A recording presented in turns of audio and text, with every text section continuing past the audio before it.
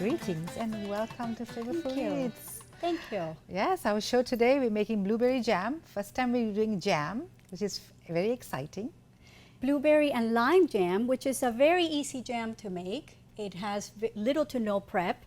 And if you decide to do processing, then you will have it on the shelf stable for up to 2 years. Oh, that's a long time. Yes. My guest today is Nancy English. Nice to be here. Thank you for inviting me. You're more than welcome. So with that, we get started. You can see we are prepped and ready to go. Excellent. So I'll go ahead and tell you about the ingredients. Yes, please. So you want to go ahead and get whatever fruit that is in season, and any type of fruit will work. You know, if it's from your garden, it would be great, but supermarket would be fine as well, or if you want to go pick it yourself, that would be ideal. Oh, absolutely. So here we have 5 cups of blueberries, which is about 25 ounces, 2 cups and 3/4 cup of sugar. So 2 3/4 cup of sugar. 2 3/4 cups of sugar, thank you. And then 2 cups of pectin, commercial pectin. Okay. And you have the box to show. And I have the box to show because this is no or low sugar pectin. Okay. So there's several kinds of pectin. There is powder pectin and then there is liquid pectin. Right. And within the pectins, if it's regular pectin, then you need a lot more sugar in order for it to gel. Okay. Yeah. And you have the lemon juice, which is jar lemon juice. And the reason why you want to use that is because if you use a regular lemon from your tree, it would be fine if you're just going to keep the jam and consume it right away or put it in the refrigerator. But if you're going to want to have it shelf stable, you want it to be at a consistent pH, consistent acidity level. Absolutely, yes. In order to prevent anything growing or any pathogens developing. Yes, pH level is very important for keeping it for a long time. Exactly, Yes. exactly. Simple English, yes.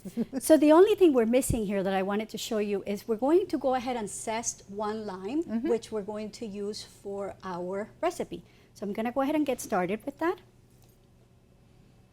So you're using a microplane to zest it. Yes. So there's various ways of zesting, but this is one of the easier ones to do it. This is my favorite kitchen tool. Yes, mine I use it for garlic. I use it for zesting. I even use it for Parmesan cheese. And grated chocolate too. Oh, yes, that is true. The list is endless. It's I don't know how we did it without it before it got in. So one thing to keep in mind when you're zesting is to make sure that you do not get to the white part, because that will increase the bitterness. The bitterness, so yes. you want to avoid the pits. Want me to hold that? See? Thank you. Oh, that lime smells so good. Is that from the garden? No, I just got this produce at Idlewild Farms. Okay, yes. And they looked beautiful. They do look beautiful. It smells, I mean, these blueberries, I was just telling you, right? It's so plumpy and so delicious, I'm sure. Yes, and it's a great time to do this in summer. But the other thing that is great about jam making is that if you don't have the time or desire to be cooking in summer since it's so hot, you can prep the fruit and then freeze it.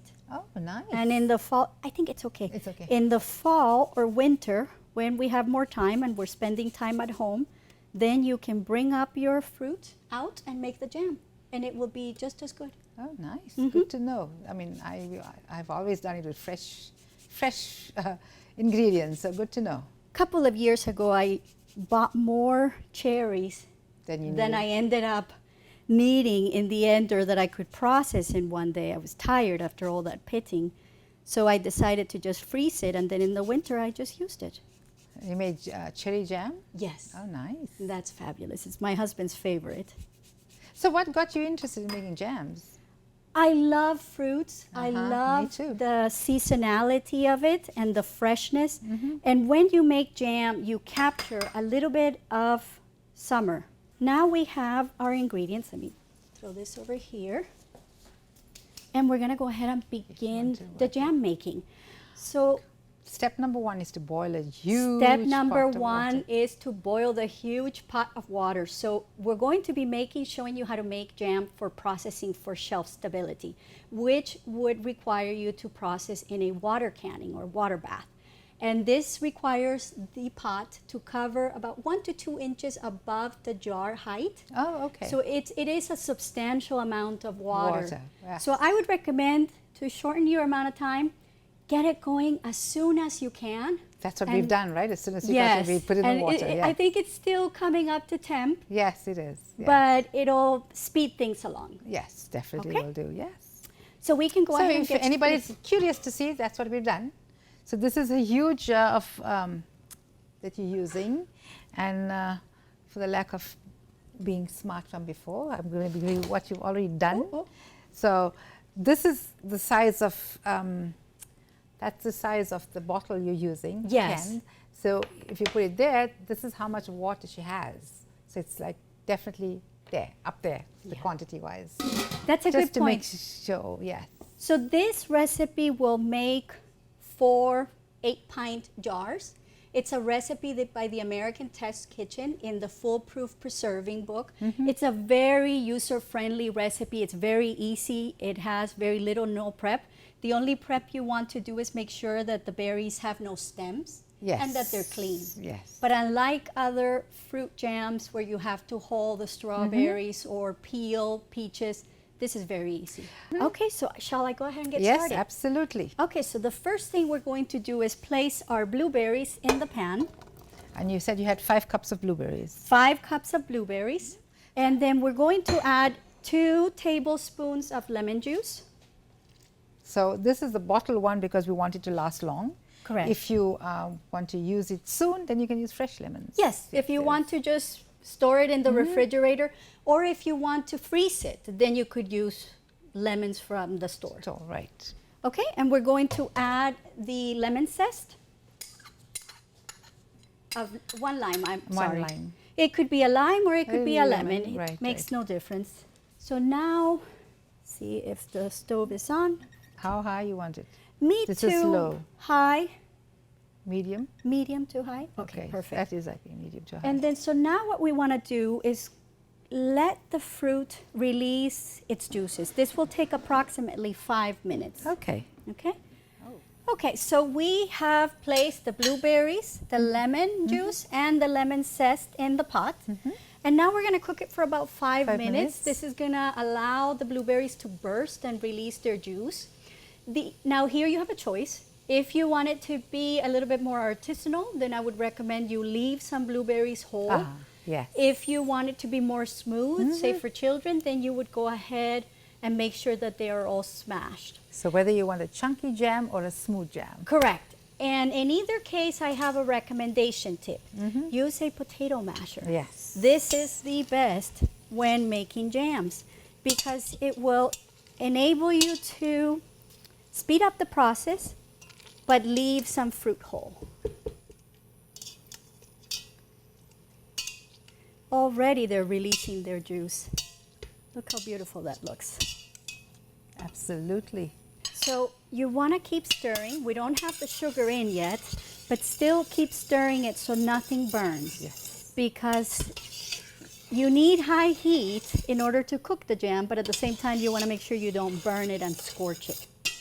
And there's several ways of making jam. You can make jam the traditional way, which is with no commercial pectin, in which you're using just the fruit and the fruit pectin from the fruit, so it varies. And that's fine. That will require more sugar, and that will require a longer cooking time. Okay. So this is a quicker cooking time, and thus it does need the commercial pectin. So let's see, how are we doing on time? We have 2 more minutes to go before it has fully released. And then the next thing we're going to do is add this mixture. So of the 2 3/4 cups of sugar, I took out 1/4 of a cup of sugar and I mixed it with 2 tablespoons of the pectin. I went ahead and I mixed it, and you want to do that so that you can ensure that it mixes as much as possible. Right. We're going to be putting this in first before we put in the sugar. Okay. Yes, you want to dissolve it a little bit better. Yes, exactly. And you can see the juices are coming out of that jar. Yes. Yes. Yes, look at that. Beautiful color. This is the time to take all your produce from your garden, right? This is It's the in time to abundance. take your produce from your garden. Strawberry jam is the first one that you start with Yes. in late May. And then early June would be cherries. And then followed by blueberries and peaches. Yes, yes. Summer is definitely peach too. Mm-hmm. So you make every single fruit? I all have. those- okay. I've made the cherry jams. I was making strawberry jams a couple weeks ago, and I made a strawberry sauce. which- Yes, that's interesting. Oh, that was fantastic. You can pour that over a pound cake and make a dessert. Oh, You yes. can pour it over ice cream. You can pour it over pancakes. You can So eat it whole. what was your recipe for the sauce? For that sauce, I used a recipe from the home preserving book. Okay. For canning, you really, if you're going to preserve it, you really want to stick to a true and tested yes, recipe. absolutely. I like experimenting, and I do a lot in my cooking, but not when it comes to canning, because I want it to be shelf stable. Yes, because you just definitely want it, you don't want it to get moldy on you. Yes. Because sugar causes molds too, so gotta figure that out for sure. It's a proper steam bath here. Yes, you can see that. Okay, so Our I face is going to think, be liking that. yes, So I think that's probably done. Is it done? I think it's ready for the sugar Sugar and and pectin pectin. mix. So after I put this in, I'm going to begin whisking it vigorously. Okay. So So how long does that go for?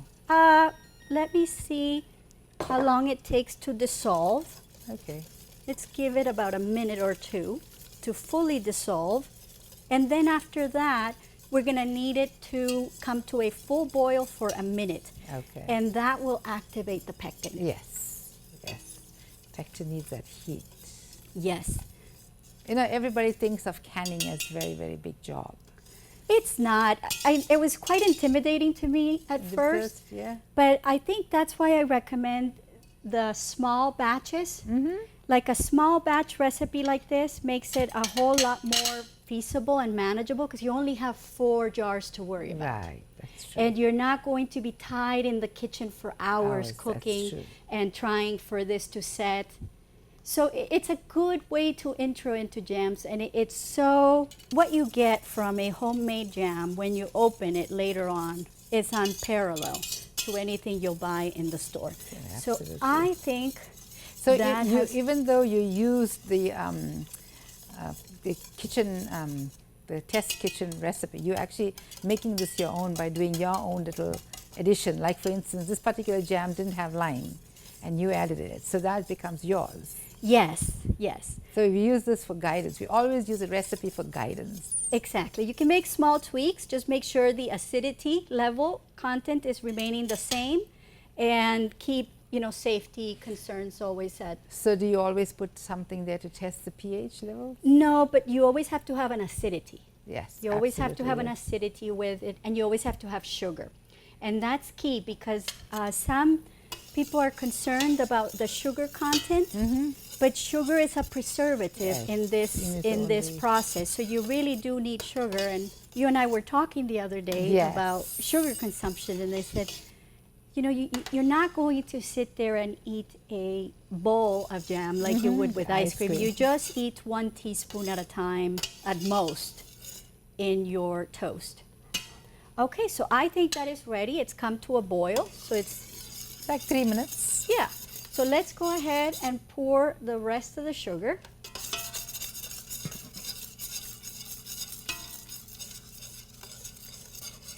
And you want to allow it to dissolve.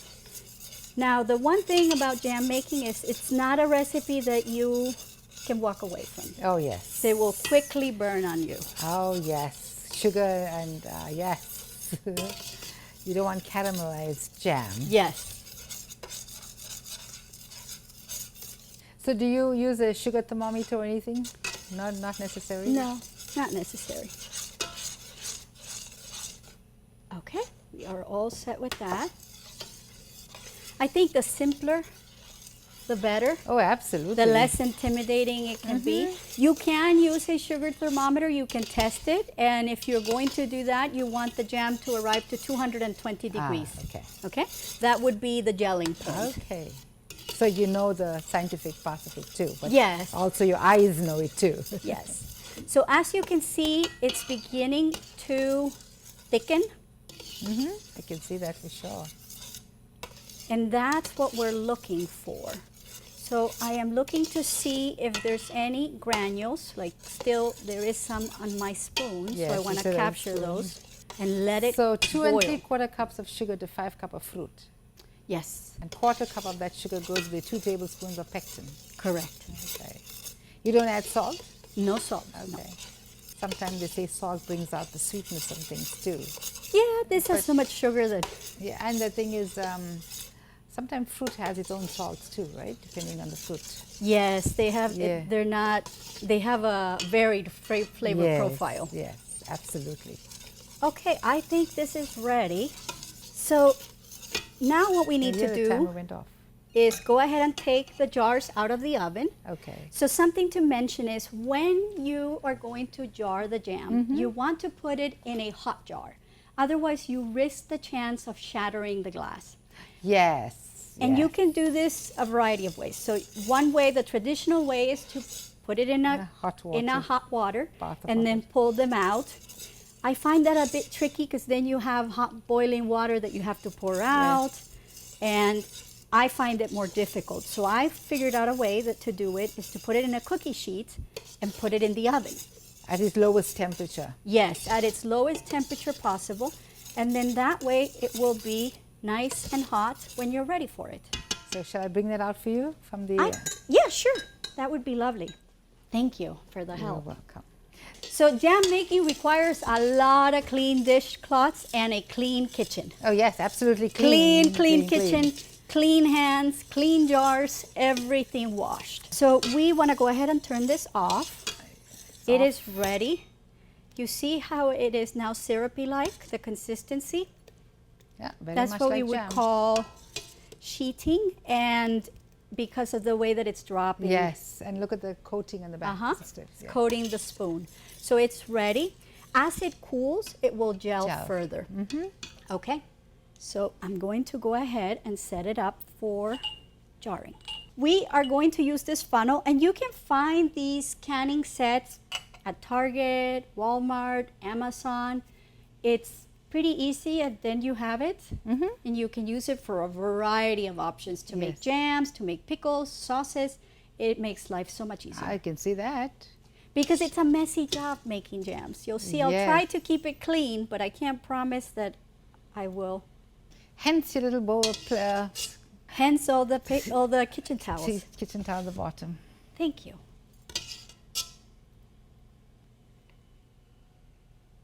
Okay, that one is ready.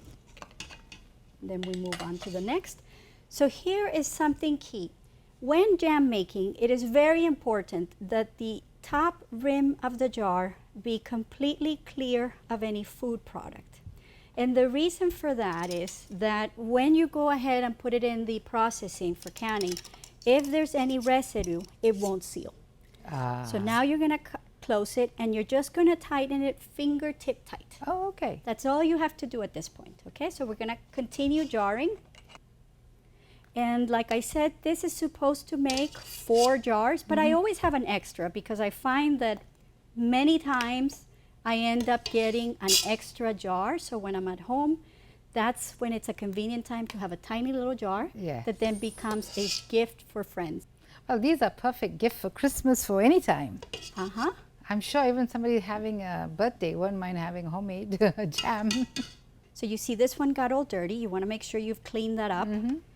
And I had forgotten an important step. You want to use a chopstick To remove the air. I was going to to ask you if remove you the do that. air. Yeah, no, that was just But forgetting I- a step on my part. And it's not as critical with the jam jars as they're going into hot boiling Yes, water yes. as it is with everything else. But of course, it needs to be clean. I'm now putting it on fingertip tight. I do not recommend boiling the lids because then you risk melting the sealant. Oh, yes. So I know that that used to be a recommendation. Yes, that's always know that you boil the, yes, Yes. the whole thing. A couple years ago, there was a scarcity of lids and many lids that did not seal. And I was reading that part of the problem was that people were boiling them, and then the sealant was becoming activated before time. You don't want to do that. So you've done a lot of research on all of this, obviously, from just listening to your conversation today. I love making jams. I love making bread. I make sourdough, and this makes for a great complement. Oh, absolutely. So I like making jams, and I love eating fruit jams, and being in the middle of winter and opening a jar. There's nothing better. No, absolutely. So you want to just do this so that any air pockets that may be in the jar will come out, and this will help it when it's cooking and to prevent siphoning, which is when the product or the jam is Cool, right? coming yes, out. It can pop up when yes, you making a don't, humongous mess. Bigger mess than you'd think, yeah. Okay, so I think we're probably going to have just enough for one. So much of love goes into making that. I mean, whoever's eating it's going to be well nourished. And it's not just breakfast food. Like I said, you can use it for savory foods as a good pairing. Well, you brought Parmesan and rosemary crackers. Yes, yes, it goes fantastic with cheese. We often eat a cheese board in my house and serve it with cheddar. Oh. With English cheddar. Okay. So we have jarred our jam. We have cleaned the rims and made sure that there are no air bubbles and air pockets in the jar. Right. And now we're ready for processing. So let's talk a little bit about the processing. So it's not entirely necessary if you want to consume the jams right away, or if you want to keep them in the fridge. So if you're going to put it in the refrigerator, you're going to freeze them, or you're going to eat them right away, then you don't need to do this process. Okay. So this process is just for it to be shelf stable. For it to seal and to become shelf stable, so that then you can keep it just on your shelf. It doesn't have to be refrigerated, and for it to remain shelf stable for about up to 18 months to 24 months. Okay, that's a long time. That's so it very is good. quite a long time, and it preserves it just as the day you made it. Ah, and then the ones you put in the refrigerator without sealing, how long can that stay? That could stay in there for a couple of weeks. Okay, because you've heated it and you cooked it and you got all of that going, so it should last forever. Yeah, it's probably the same as a store-bought jam, you know, as you're using it. If you're keeping it in there and keeping it clean, then it should stay mold-free. Yes. But, you know, you've got to worry about mold with sugar. Yes, yes. So you bring the water to boiling, roaring boil. Yes, to roaring boil. But it's probably easiest to put it in before it has got in there, because otherwise it's going to be hard to get in the jars into the bottom of the pot with roaring boiling water. Right. The chances of you getting burned are going to be higher. Very So high, I think it's probably easiest to do it now. So let's Okay. go ahead and do that. Shall I help you open this? Yes, up? thank you. And I'm going to note something. So when this is not yet sealed, you'll see that the top of the jar pops down and pops up. Right. That means it has not sealed. So I'm going to climb up here, do this, and then you grab it, and in it goes. So what Nancy has here, she has a pot of water. To that pot of water, she added a little rack. Yes, you want to, good point. You want to have it sitting on a rack. And the reason for that is so that the jars won't move around and then risk cracking. Because keep in mind that you use the same jars year after year. So into the water they go. Make sure that there is at least 1 to 2 inches of water over the jars. So depending on the size of the jar, obviously you'll need more. And all these little bubbles that we're seeing now is the air coming from inside to creating the sealing. Okay, so now we cover it. And you say a minute? You need to wait until it comes to a boil, and then once it comes to a roaring boil, it's going to process for 10 minutes at this altitude. It varies depending on your altitude, but in 0 to 1,000 feet from sea level, it's 10 minutes for this type of a jam. So that's Massachusetts. Yes, Massachusetts, yes. All right, so now, you know, with the magic of TV, you've done this before. So you do Yes. have the ones that's ready. Absolutely. So Right. now, here we have the ones that are ready, and I want to show you a trick. Let me grab one. See if this is the one we didn't open. So here's how you know that this has sealed. You see how the top is now depressed Yes, and it's not coming up? No, it's level. Yes. It's leveled. That is a sign that it has properly sealed. sealed, right. Another sign that it has properly sealed is once it has been done, you don't need the rings. You can pick it up Yes. from there, Okay. So and then it will remain. You can keep it on if you want to, but it is not necessary. So and this one is already open, so you see that it's all easy to Yes. unlock and do everything else. This was the extra that we got, Right. so we decided to go ahead and plate it up, and you can use this over bread. But you also have crackers. one open one there, right? One Yes, of we them do. Yes. So do you want to show what the open one looked like? And I suppose- Absolutely. Yeah. So See, this one's got. the little bubble is Yes. up. So when it's done, this is what it looks like. It's gelled, it's thickened. Yeah, the camera is on that side. On It that is side. not going anywhere. It'll spread beautifully, and now you can use it for breads. You can use it to make desserts, like a jelly roll. You can use it in a cheese board. Oh, you can spread it in crackers and You enjoy. can spread it in crackers and enjoy readily. So, and now this one here, you've used the one a little leftover. So this would be obviously slightly thicker than what that's from. Yes, right? yes, this has set, and it's been done about a week, so it's had a chance to sit. And you said you make sauces as well, and you do have a Instagram handle. Yes, I do. It's called A Box of Lemons. You can follow me there, and I show the breads and the jams and all the things that I do.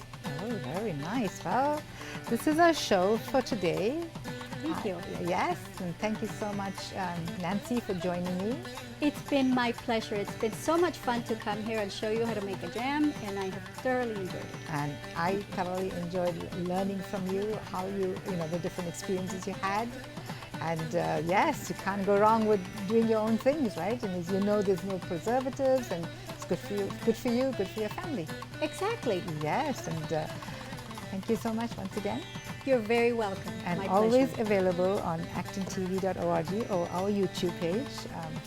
I'm your host, Hamsha Naidu from Flavourful Eats. Take care till we meet again. Bye-bye.